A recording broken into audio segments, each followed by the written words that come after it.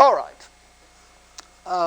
This afternoon, we want to give our attention to another area of Aquinas thought, moral psychology and ethics. Now, what I'm going to say about his moral psychology may help you to latch on to the papers on Aquinas that you perhaps heard at the conference last weekend. Since the paper on Aquinas' view of the emotions, Aquinas on the will, freedom and the good, those three papers during the day, really were all dealing with his moral psychology. And what I'm going to do with that, frankly, I have organized with what you could have heard last week in mind. And hopefully it'll pull the thing together in such a way that you may want to go back to the papers and reread them, and if you didn't get sets, they're still available. Now, the place to start with Aquinas is essentially where we finished last time. Because like any theist, Aquinas thinks of everything in terms of this relationship between God and creation. And if you're going to talk of human nature and ethics, you have to do so in terms of the relationship between God and his creatures. Now, as we saw last time, the proofs for the existence of God, which Aquinas offers, show him to be not an Aristotelian God, just a final cause, but show him to be genuinely a theistic being, namely the efficient cause. In fact, as the first of Aquinas' proofs makes the point, the second rather makes the point, he is the cause of the whole causal order. The premise is about an order of causes, of efficient causes. And there must be a cause for this order of efficient causes. In that sense, God, as the cause of all causes, is all-powerful.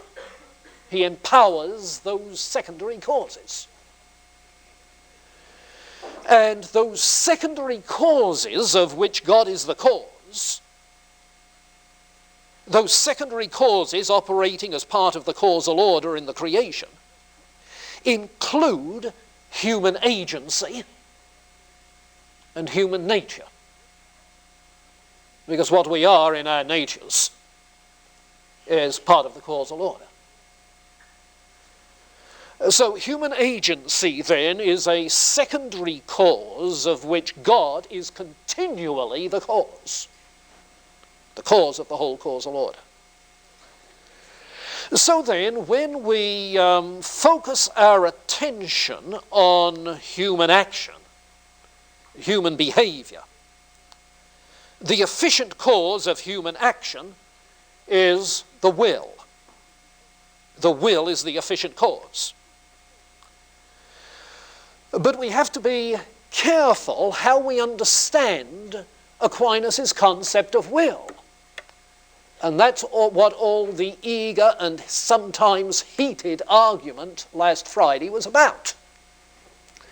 Namely, that you have, in the history of Western thought, at least two concepts of will.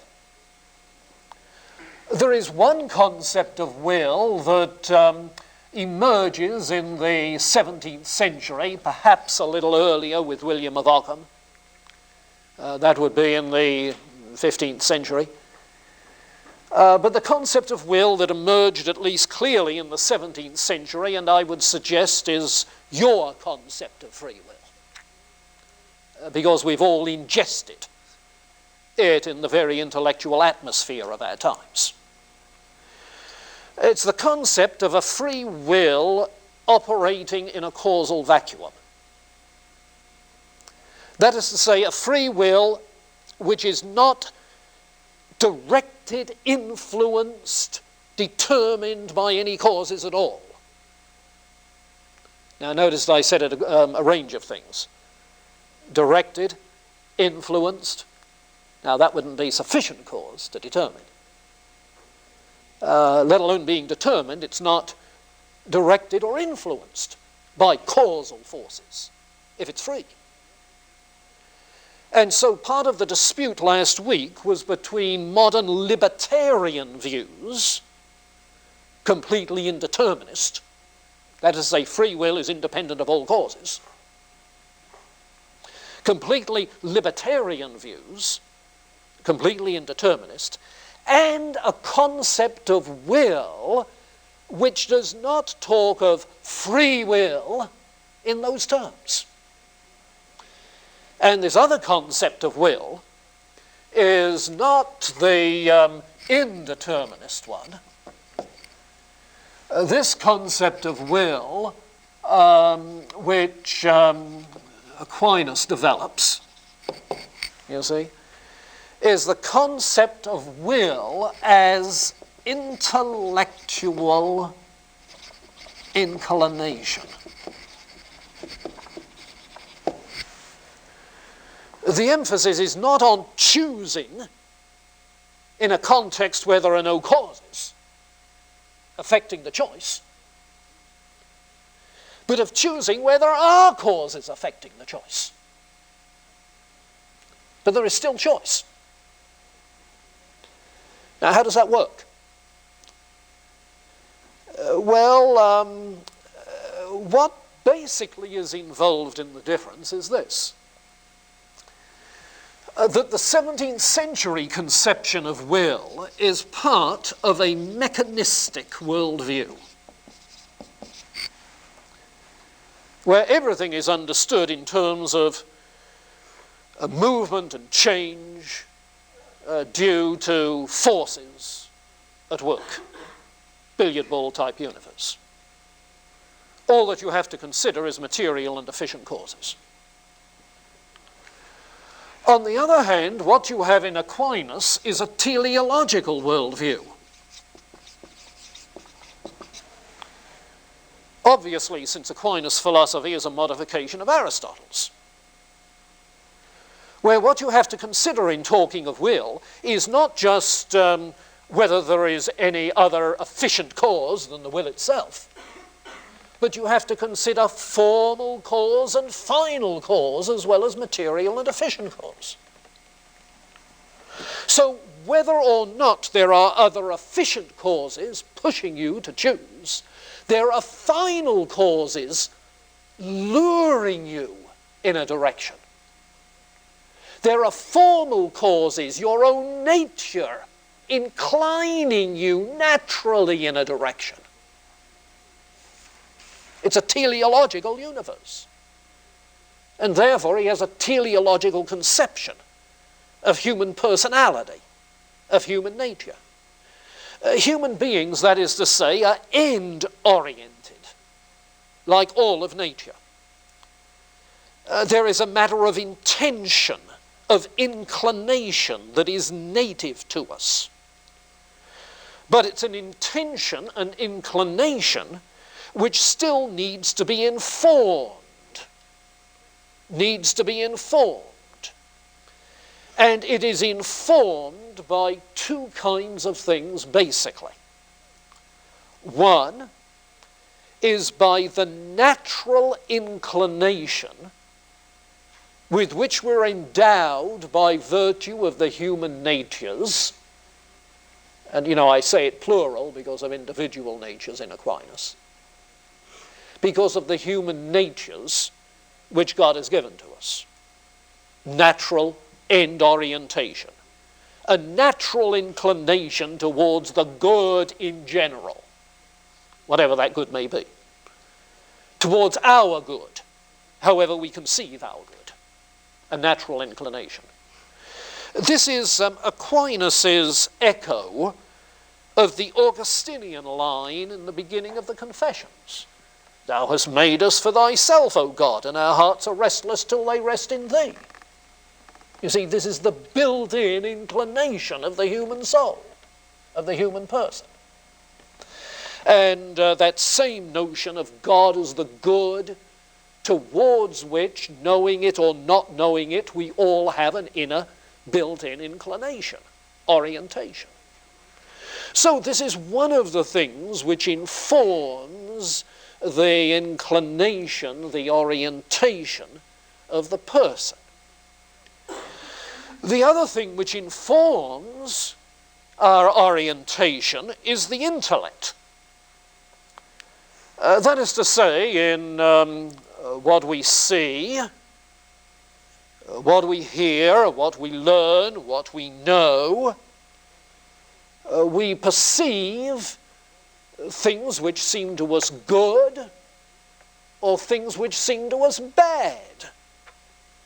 And those good things attract us.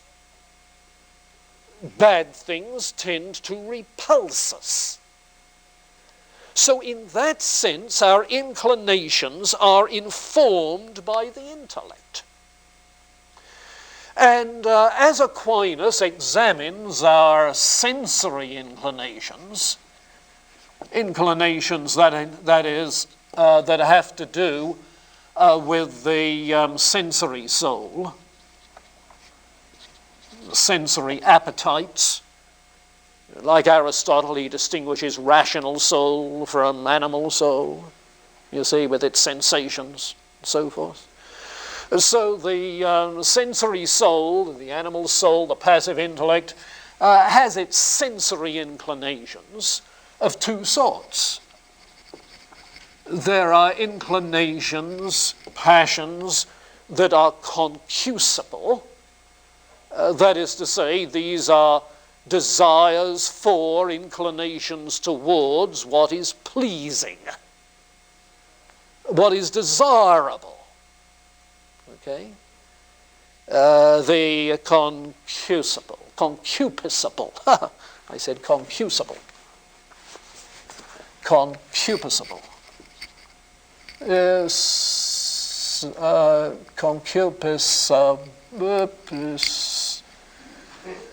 concupiscible. Okay, I think that's it.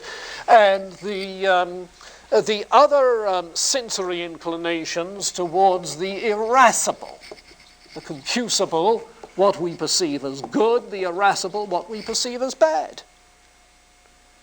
Bad in the sense of being threatening, unpleasant, dangerous. So this is the natural psychology with which we function, inclined towards, inclined away from, the concupiscible and the irascible. But in addition to the sensory inclination, there is an intellectual or rational inclination. That is to say, the inclination of the rational soul, rather than the sensible soul.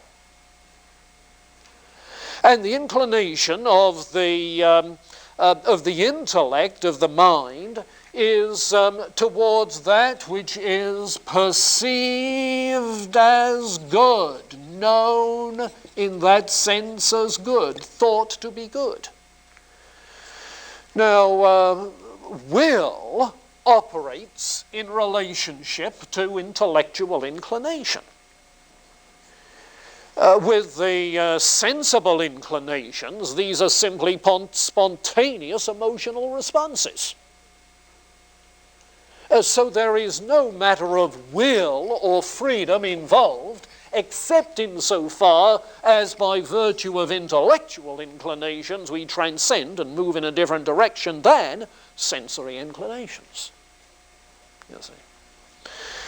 Now, the intellect then needs to be informed. And it can be informed in a variety of ways. Hypothetically, God might directly inform it. It might be informed by our knowledge of Scripture. And yes, indeed, he does a lot with theological ethics. It might be informed by reason, in terms of a natural law ethic. But in any case, the intellectual inclination is what provides the direction of orientation of the will, which is the efficient cause of human action. Okay. Now, there may be human behaviors that are not actions, behaviors which are automatic, behaviors which are unthinking. But where the will is involved, intellectual inclination.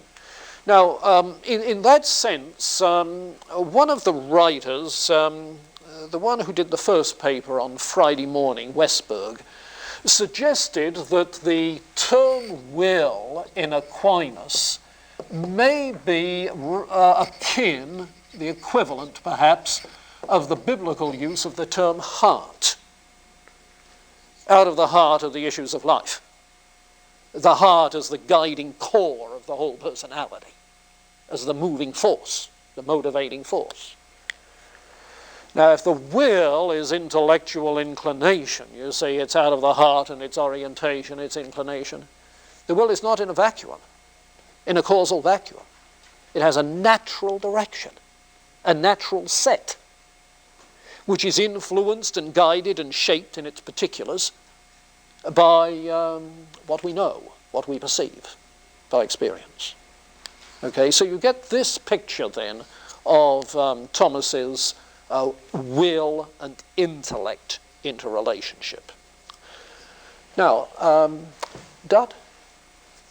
What role then would he allow for the Spirit to work? Now, what do you mean by spirit? The Holy Spirit.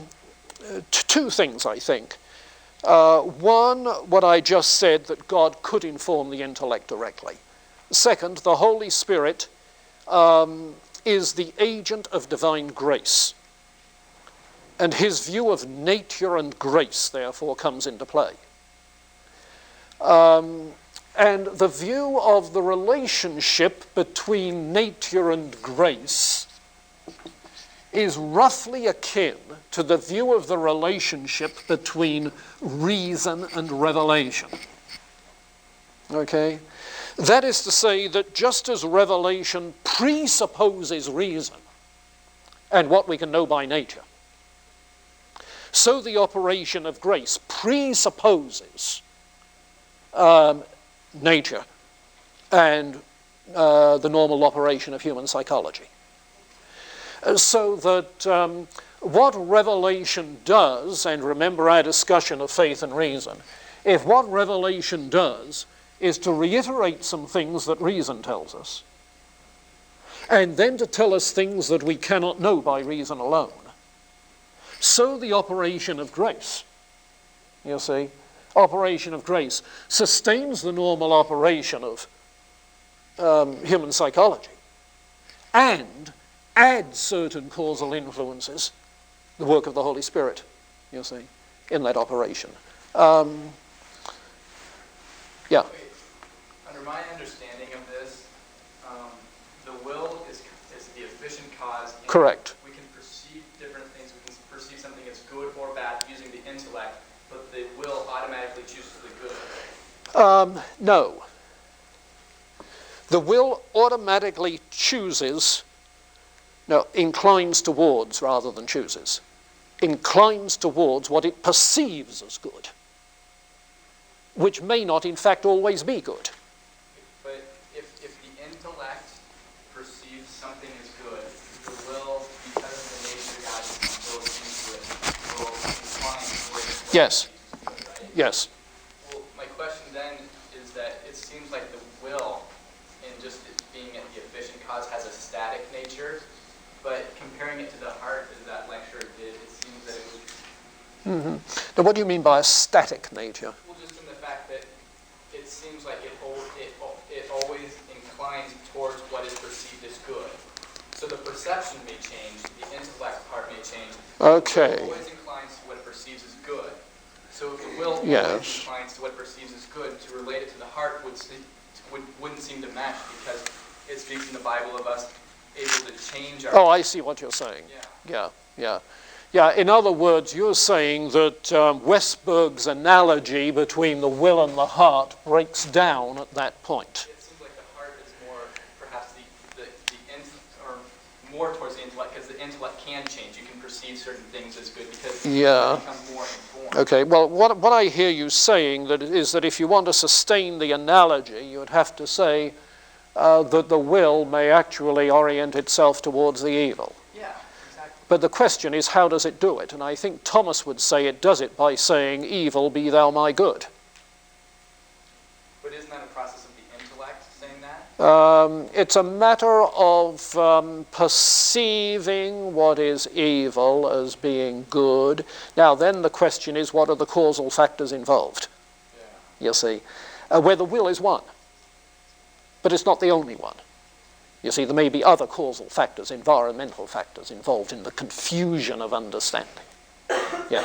Now, there's more to it, however, than that, because you have to distinguish between the ultimate good, towards which by nature God has inclined us, the ultimate good, and on the other hand, immediate goods.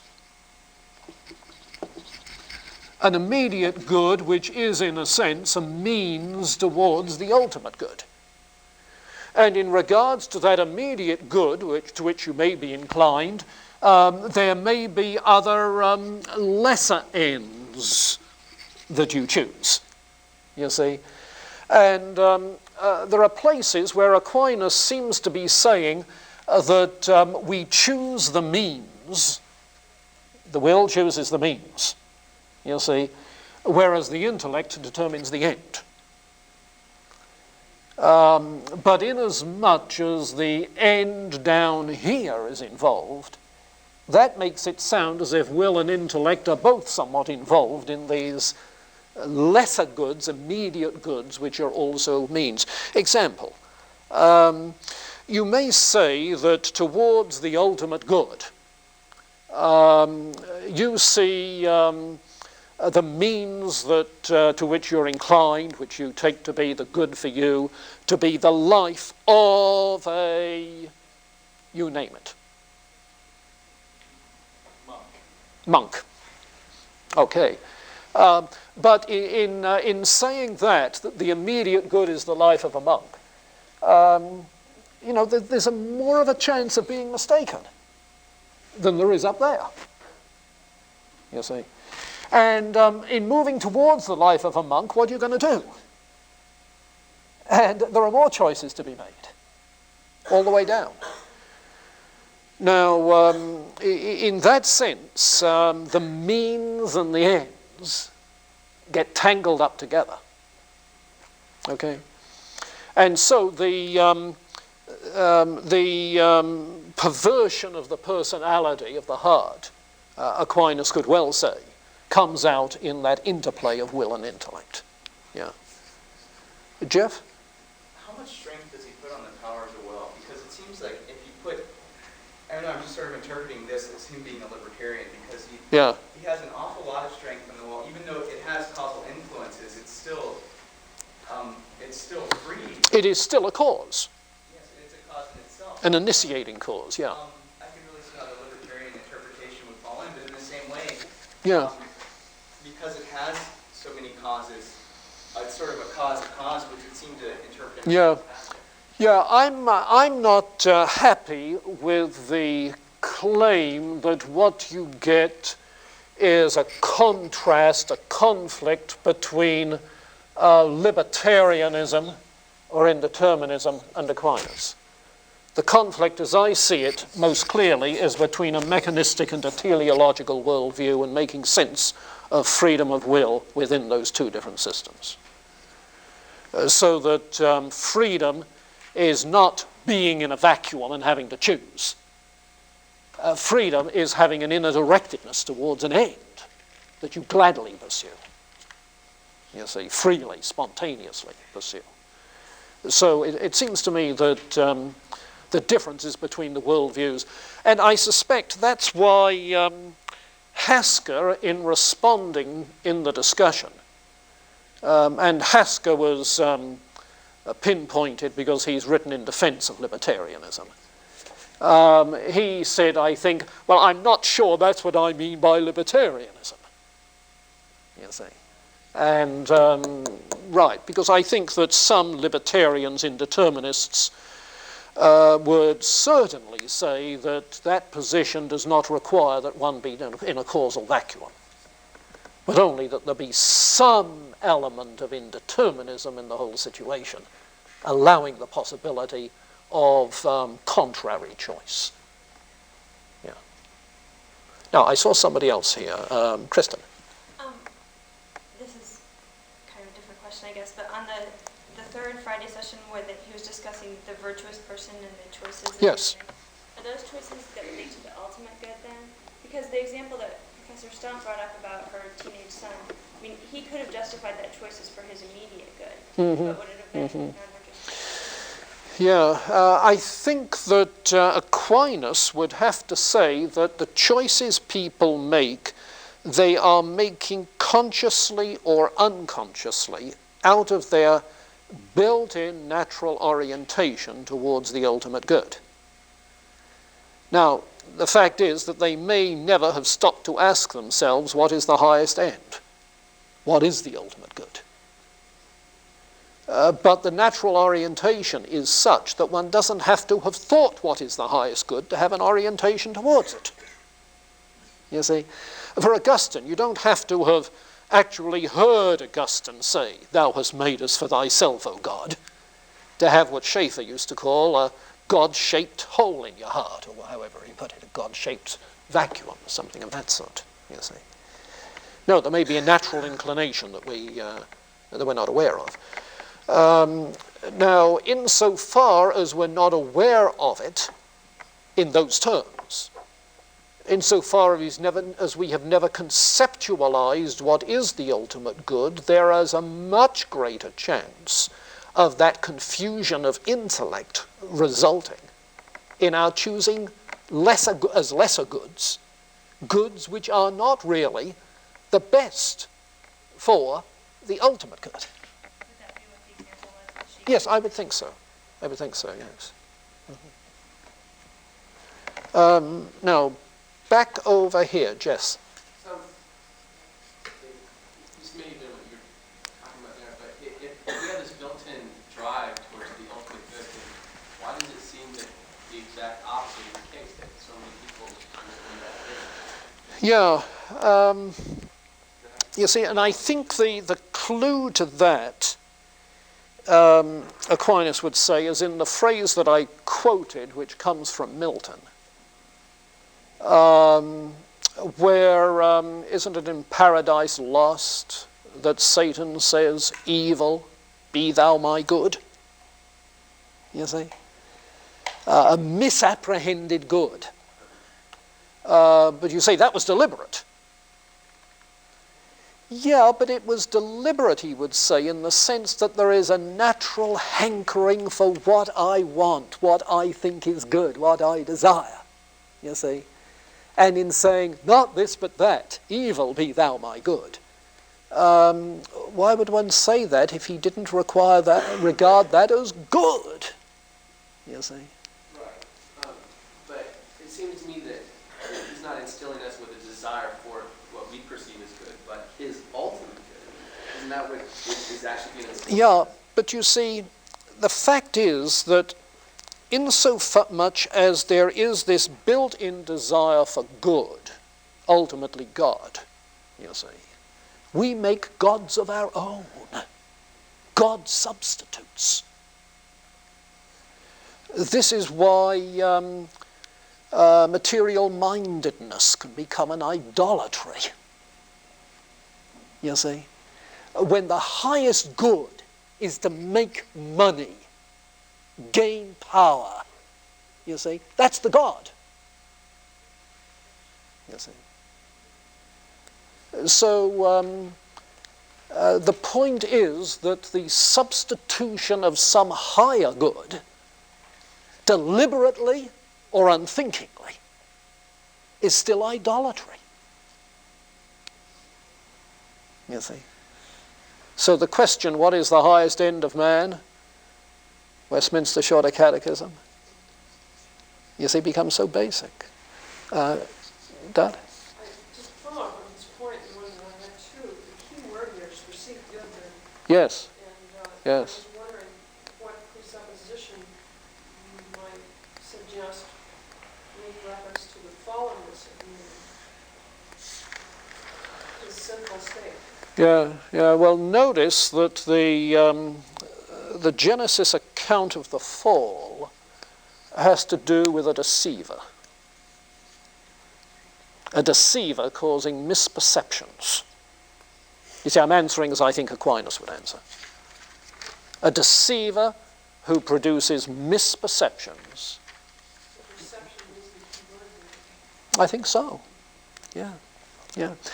You see, the will is not acting if there is an empty mind, no thought, no perceptions.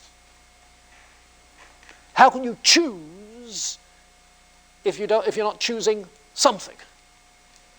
You see? And if you choose something, you're choosing what you either ought or what you want, or both. So inherent in that is a perceived concept of good as well. This choice is almost equal to good for us. No, the term good in this whole tradition, this whole teleological tradition, the concept of a good is the concept of an end, a goal, a telos. Yeah. No, it just seems to me that while that end is there, it doesn't seem to be elaborating on what exactly that end is. It seems that That's right. we have That's right. an ultimate good. Yeah. It doesn't seem to be innate within us. Yes, exactly. That's why the first question regarding the existence of God, the first article, is whether the idea of God is innate. And he says no, except in a very vague way. There's no innate idea of God. But there is innate inclination towards, we hunger and thirst for, what is it? You see, the vague way. Yeah. Now, of course, you might ask, why is it so vague? You see, and you could say that vagueness is due to the fall, which was precisely what John Calvin said. Read the first 7 chapters of Calvin's Institutes of the Christian Religion. Calvin talks of a vague sense of the deity, a sensus deitatis, you see, which is so vague as a result of human fallenness that we need the special divine self-revelation. You see? Yeah. Now, you see, this discussion is focusing around what is the effect of sin on human personality, the effect of the fall on moral psychology. And remember what I was saying before, that Aquinas makes a distinction between the image of God and the likeness of God,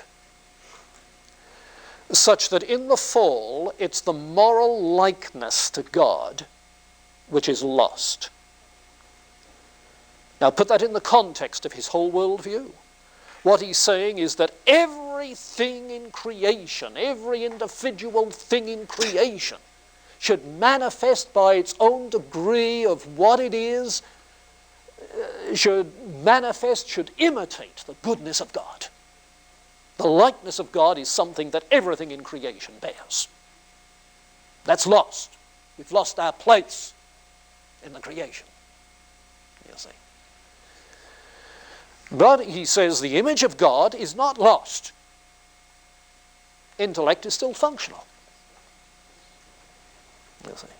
But oh, how we misperceive. Okay. Does that help to put the pieces together? David? This is a quick question. You said that the will was informed by both the natural inclination and the intellect. But I was wondering, the sensory soul and the rational soul. But I was wondering why the extent that we're focusing, does the intellect play a stronger role in leading us? Yeah. The point of Westberg's paper was that will, emotion, and intellect in Aquinas are all three interwoven. There are emotional and intellectual causes at work on the will, in the will. In contrast to what I'm calling the mechanistic worldview, which develops a three-faculty psychology of unrelated faculties, you see, so that will is independent of emotion and intellect. No, not in Aquinas. No, these natural inclinations involve emotional inclination and intellectual inclination. So in the study of the intellect and will, we're just focusing on one aspect. We're not saying that it's more important than... That's right. Yeah, it's not. Okay. Let's see. Now, let me push this a little bit further. First of all, these inclinations to the good, which we have, need to be developed. And as these inclinations develop, so they form a network of inclinations that becomes the conscience, synderesis. The conscience, in which the basic natural inclination is to live for the good in accordance with reason, however it may be stated. These inclinations. Inasmuch as the emphasis is on inclination, you can see this is an ethic in which there is going to be emphasis on the intention as well as the act. The intention may be towards the good, even though the act is not right morally, is not good morally. The intention can be good without the act being good. You may just plain bungle, you see. And moreover, he makes a distinction which comes out in the selection you have on page 537. We won't stop at this juncture to look at it. A distinction between a primary and second intention. And this doctrine of double intention is one of the key factors involved in Thomistic ethics and to this day in Roman Catholic ethics. Double intention. The idea is that in addition to the last end, the ultimate end, or the further end towards which you're acting, there are immediate ends.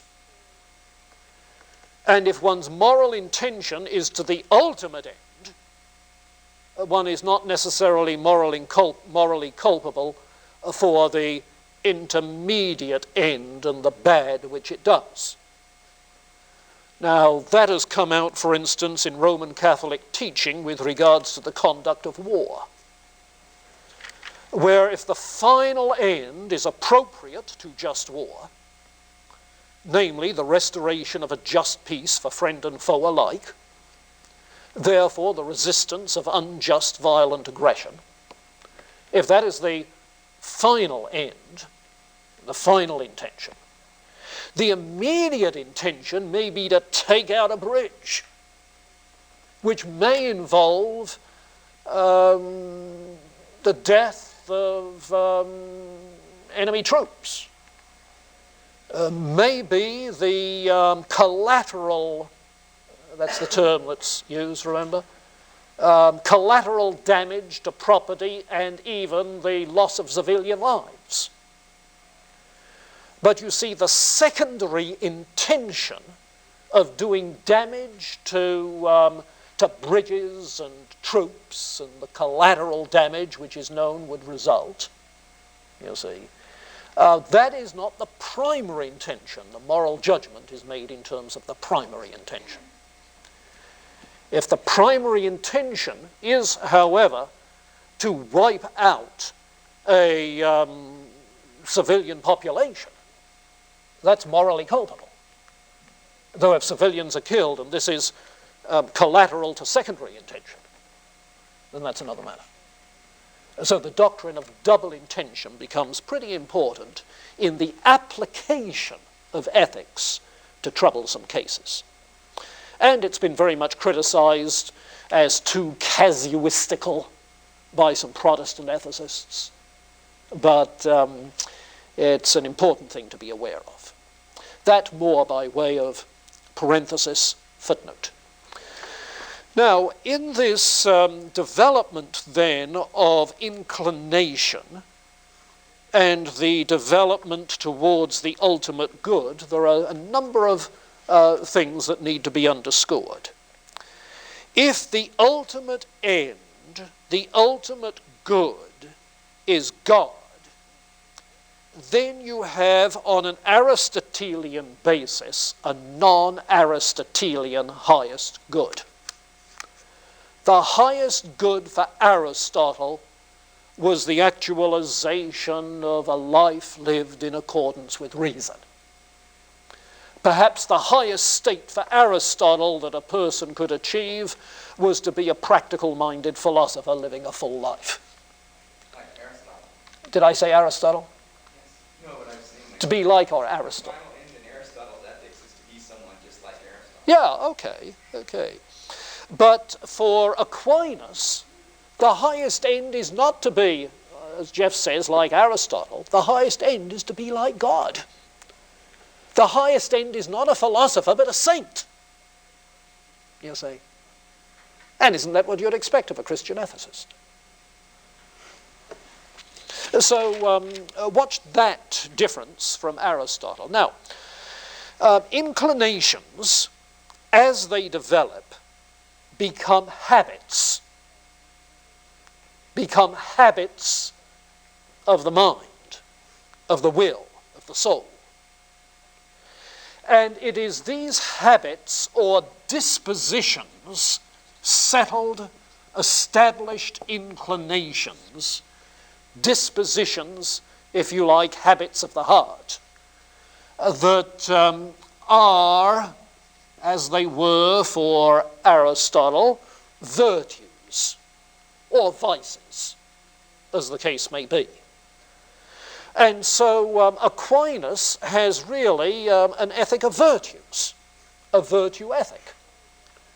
He's concerned in his moral psychology about the development of a good person whose goodness bears the likeness to God, which was lost in the fall. And in developing that, he lays emphasis on 4 cardinal virtues. And you have a section on that on page 538 that's very accessible. 4 cardinal virtues, which are, in fact, the classic 4 Greek virtues that you met in Plato. Justice, wisdom, courage, self-control. But he's not satisfied with those 4 cardinal virtues, so he adds 3 theological virtues. And the 3 theological virtues, of course, are faith, hope, and love. Now, while these are additional virtues, dependent on grace, the natural virtues are achievable by the natural processes of moral psychology, nature and grace. Though obviously grace is going to infuse human nature and contribute to the development of the cardinal virtues. But he's not so naive as to say there are no people who are not Christians, who are nonetheless temperate, courageous, wise, or just. That is to say, those natural virtues are possible otherwise, but not the theological virtues. Now, the emphasis, however, on the development of virtue in the Aristotelian tradition, the emphasis on the development of virtues requires all the time that we develop these virtues as habits. Habits by, as Aristotle said, repeated choice and repeated action. So the question arises, how do we know which to choose and how to act? And it is there that the natural law ethic of Aquinas comes into play.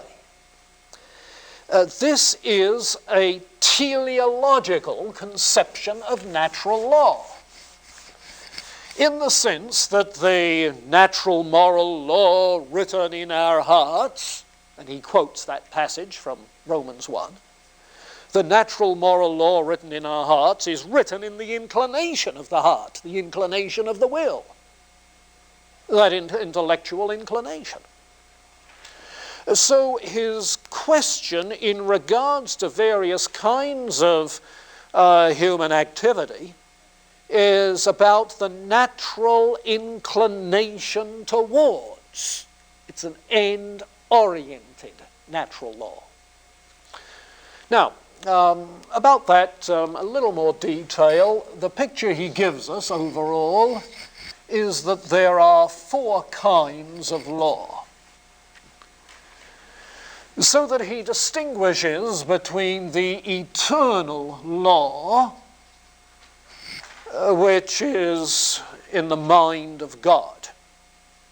This, if you like, is the archetypal law in the mind of the divine Logos, the eternal wisdom and counsels of God. Which eternal law is revealed, or using governmental terminology as he does, is promulgated in 2 ways.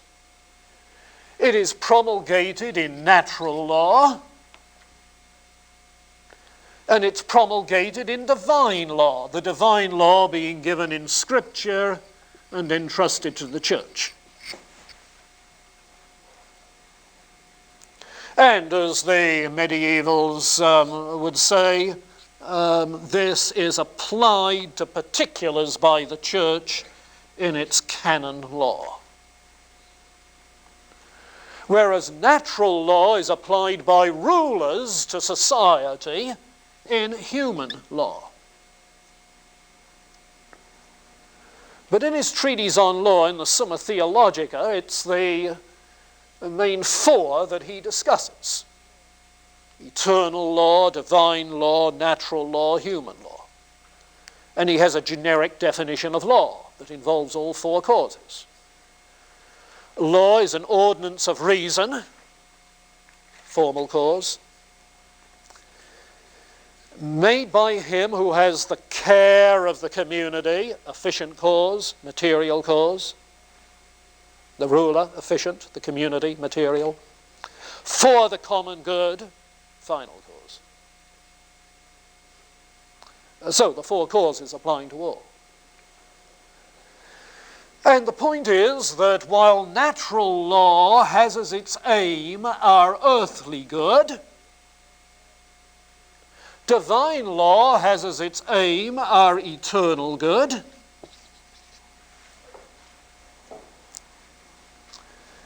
And for that reason, while divine law may reiterate matters of natural law, as the Ten Commandments do, 10 Commandments are matters of natural law,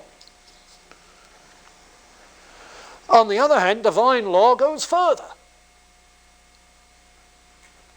and touches on the interior matters of the heart. You see. So, natural law and divine law.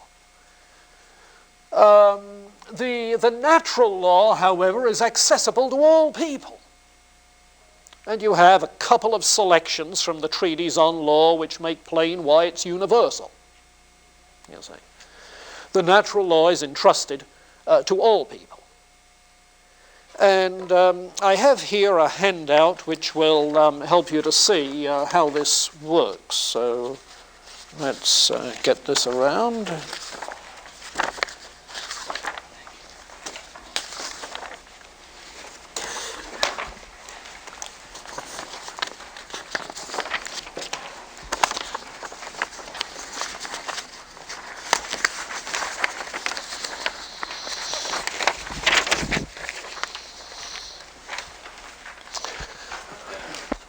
Let me have any spares afterwards, if you would.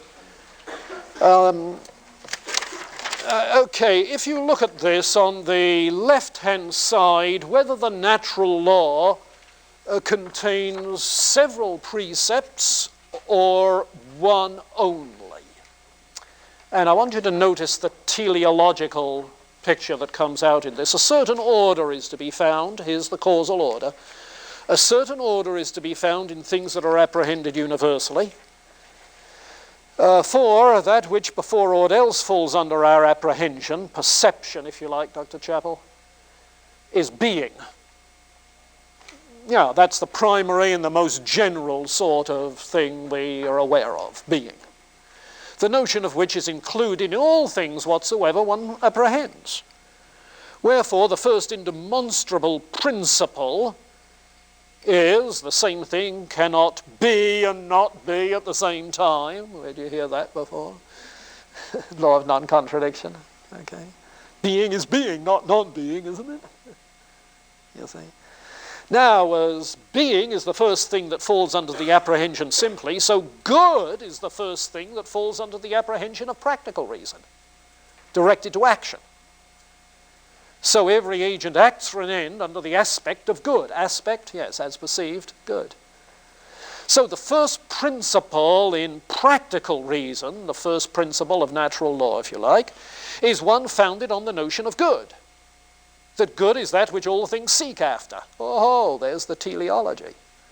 Good is that which all things seek after. Hence, the first precept of law is good is to be done and ensued, and evil is to be avoided. Now, isn't that the first thing your mother ever told you? Do what's right, don't do what's wrong. Do good, avoid evil. All other precepts of natural law are based on this. So that whatever practical reason naturally, by nature, apprehends as man's good or evil, belongs to precepts of natural law as something to be done or avoided. Since, however, good has the nature of an end, and evil, its contrary, all those things to which man has a natural inclination are naturally apprehended as good, and objects of pursuit, contrariwise with evil. Wherefore, the order of the precepts of natural law is according to the order of natural inclinations. There's the teleology. Because in man there is first of all an inclination to good in accordance with the nature that he has in common with all substances, inasmuch as every substance seeks the preservation of its own being, doesn't it? You're a substance, a thing. Everything seeks the preservation of its own being. Yeah. This quarter does. I can't break it. Seeks the preservation of its own being. You see. This paper, no, initially it resists. It seeks the preservation of its own being. There's a law of self-preservation that applies to every kind of thing. That's why things resist destruction. You see. So that's applicable to everything in nature. Warding off obstacles. That's the irascible inclination. Warding off obstacles. you see. Secondly, there is in man an inclination to things that pertain to him more specially according to the nature he has in common with other things, which nature is taught to all animals. Yes, we are animals, akin to other animals, and so there are natural inclinations that as animals we have, such as sexual intercourse, education, raising of offspring, and so forth. Yes, we take these things to be good, you see. Third, an inclination to good according to the nature of reason, which nature is proper to him as a human being. So, a natural inclination to know the truth about God takes a rational being. Live in society, an organized, just society, takes a rational being. In this respect, what pertains to this inclination belongs to natural law, like shunning ignorance, avoiding offense to those among whom one has to live, and other such things. You see, that's his introductory outline of how natural law works. Natural inclinations based in the nature of the thing. Generically, with all beings, being has its natural end, which is good. So being is to be good. What is good for anything, any substance? To be self-preservation, resisting threats to self-preservation. You see, in our bodily lives, what is it that's good? For instance, sexual relationship leading to the raising of children. It's good, it's to be sought, you see. And so forth. And as he develops his applied ethic more fully, he fleshes these out in appropriate ways in immense detail, you see. The interesting thing is that he develops a lot of this under the rubric of love. His discussion of war and just war is under the rubric of love.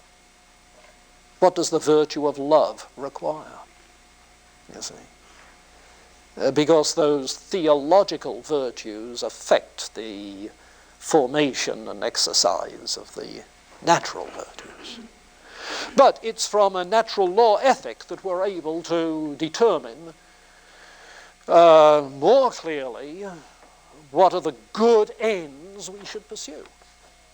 You see, the good ends we should pursue. And he quotes the first chapter of Paul's letter to the Romans, as natural law ethicists usually do. That there are some things which are contrary to nature. You see, the classic argument about homosexuality is rooted there in that Romans 1 passage, that homosexual behavior is contrary to natural law, to the natural end, to the natural use. You see. Well, the second page, whether all acts of virtue are prescribed by natural law. Well, our time's gone, but you can see that again. But you can see how he speaks of virtues as rooted in our nature. So there are certain natural virtues by virtue of natural law. You see? There is, in other words, for Aquinas, a very clear metaphysical basis, a basis in reality for the morality which Christians have espoused, you see. A natural law basis for ethics becomes very plain. The teleological ethic.